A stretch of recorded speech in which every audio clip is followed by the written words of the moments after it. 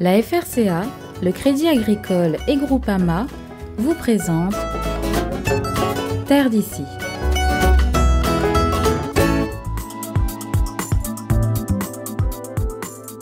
Bien connaître son ennemi, en l'occurrence le varroa destructor, pour pouvoir mieux le combattre. C'est bien dans ce sens que le GDS Réunion, le groupement de défense sanitaire, a mis en place depuis quelques semaines des cycles de formation à destination de tous les apiculteurs de l'île, qu'ils soient professionnels ou comme ici, amateurs. Ils sont hyper motivés par ces formations. Là, sur ce deuxième cycle de formation qu'on a commencé en février, on a formé quasiment que des apiculteurs de loisirs. En fait, des gens qui ont une ruche, de 1 à 10 ruches. Et ces gens-là, ils sont vraiment passionnés par leurs abeilles. Et en fait, ils veulent absolument les sauver parce qu'ils constatent des premières mortalités. Ils veulent mettre en place des traitements. Et voilà, je ne pensais pas que les apiculteurs de loisirs seraient autant réactifs et motivés. Ouais. La formation commence par une présentation du ravageur et de son cycle de vie. Varroa destructor est en effet un acarien nuisible pour nos abeilles mellifères, un ennemi sournois et redoutable qui se multiplie et se développe bien à l'abri à l'intérieur du couvain. La seule chose qui est facile, c'est de compter les varroas phorétiques. Et les varroas phorétiques, ce n'est que la partie émergée de l'iceberg. En fait, tout est dans le couvain. Donc quand vous avez une situation sur vos abeilles, dites-vous que dans les cellules, c'est catastrophique. En s'attaquant aux colonies d'abeilles, les varrois finissent par affaiblir ces dernières jusqu'à la disparition totale de la ruche. L'ouvrière, quand elle va naître, elle va être nourrice. C'est-à-dire qu'elle va s'occuper du couvain, elle va le nourrir. Et en fait, elle va le nourrir avec ce qui est produit par les glandes hypopharyngènes, c'est la gelée nourricière. En fait, les 2 premiers jours de leur vie, toutes les abeilles sont toutes nourries à la gelée royale. Et les ouvrières, ensuite, au bout de 2 jours, passent à la gelée nourricière ou à la gelée larvaire. Donc en fait, les glandes hypopharyngiennes étant atrophiées, du coup, il y aura la gelée nourricière elle sera de moins bonne qualité, le couvain sera moins bien entretenu, ça va faire crever le couvain. Une formation très enrichissante qui permet à ces apiculteurs de loisirs de mieux comprendre et appréhender l'impact du varroa dans leur rucher. Pour l'instant, ça va. Maintenant, on va essayer de voir concrètement le traitement du varroa. Principalement, d'abord, comment trouver et voir si son rucher est infesté et ensuite adapter le traitement en collaboration avec le GDS. Oui, on peut se former sur Internet, avoir des écoutes, des échos des autres apiculteurs, mais le fait d'avoir un professionnel et de voir concrètement ce qui se fait dans la réalité, c'est mieux. Je pense qu'on apprend mieux et on retient mieux. Au programme ce matin-là, les apiculteurs vont apprendre la technique de comptage des varrois phorétiques à l'aide du sucre glace. Vous passez le truc, après Bernard va faire le comptage. Et après, la prochaine manip, c'est vous. Là, on le voit à l'œil nu. Là. Oui, on voit le varroa. Après, ils vont étaler. Les abeilles, hein, On va étaler, ça sera mieux, je pense. Mais là, on voit déjà à l'intérieur. Ouais. Cette formation-là, c'est d'autant plus important pour vous, apiculteurs amateurs?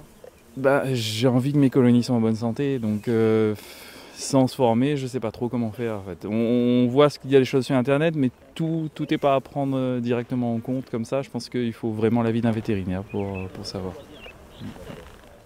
On sait que varroa il est présent dans toutes les colonies. Là, l'urgence, c'est de sauver les abeilles et de mettre en place le traitement le plus rapidement possible. Là, donc, maintenant, on est en période de mielée, mais dès la fin de la mielée, on récolte le miel le plus rapidement possible et on met en place un traitement. Parce que sinon, ça va être une hécatombe.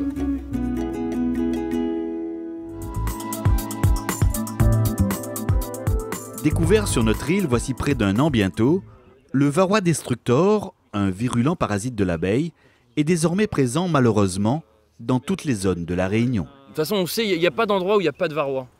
Et simplement, les apiculteurs qui disent qu'ils n'ont pas de varroa dans leur colonie, c'est des gens qui simplement ne maîtrisent pas forcément bien les techniques de diagnostic, les méthodes notamment de lavage au sucre glace. Et voilà, parce que le varroa c'est petit, des fois on ne sait pas à quoi ça ressemble.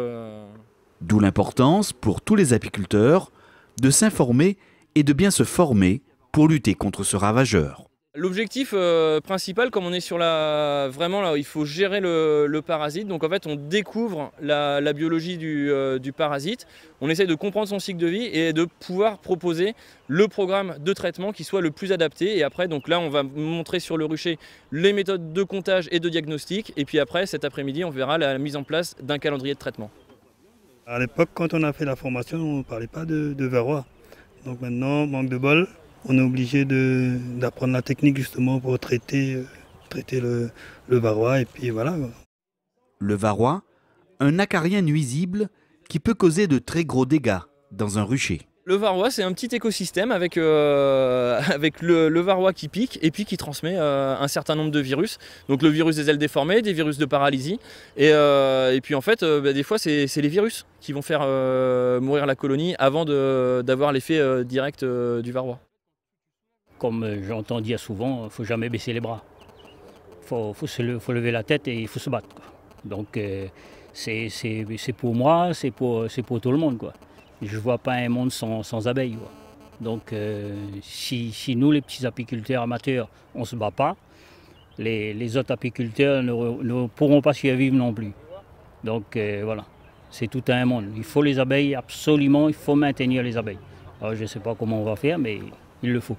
S'il paraît désormais impossible d'éradiquer le varroa destructor du territoire, il existe néanmoins toute une panoplie de médicaments prescrits sur ordonnance qui permettent de réduire de manière efficace les populations de ravageurs dans les colonies d'abeilles. C'est hyper important de connaître en fait les différentes molécules qui sont à disposition des apiculteurs. Il y a des traitements bio qui sont utilisables, il y a des traitements conventionnels. Et après, c'est à l'apiculteur de faire, avec le technicien et le vétérinaire, le choix le plus approprié à sa conduite d'élevage, à la situation sanitaire qu'elle a. S'il a beaucoup de varroa, on va avoir tendance à prescrire plutôt un antiparasitaire puissant. S'il n'en a pas beaucoup, là, on pourra peut-être travailler sur des produits qui sont plus doux, qui sont plus bio. À Saint-Gilles-Léo, oui, il y aura un mielé de bérose, mais il n'y aura pas de mielé de léchine, je ne pense pas. On aura peut-être là un mielé de forêt, petite mielé de forêt ou toute fleur. Voilà, il faut essayer de caler et répondre à toutes les questions qu'il y a là-bas. C'est vrai que c'est désolant de voir l'état des ruches actuellement pour les apiculteurs comme nous, amateurs, qui ne faisaient aucun traitement jusqu'à maintenant. Donc d'où ma présence ici dans cette formation. Ici, il y a la mielée qui va se passer pendant 2 mois. On refait de nouveau un comptage.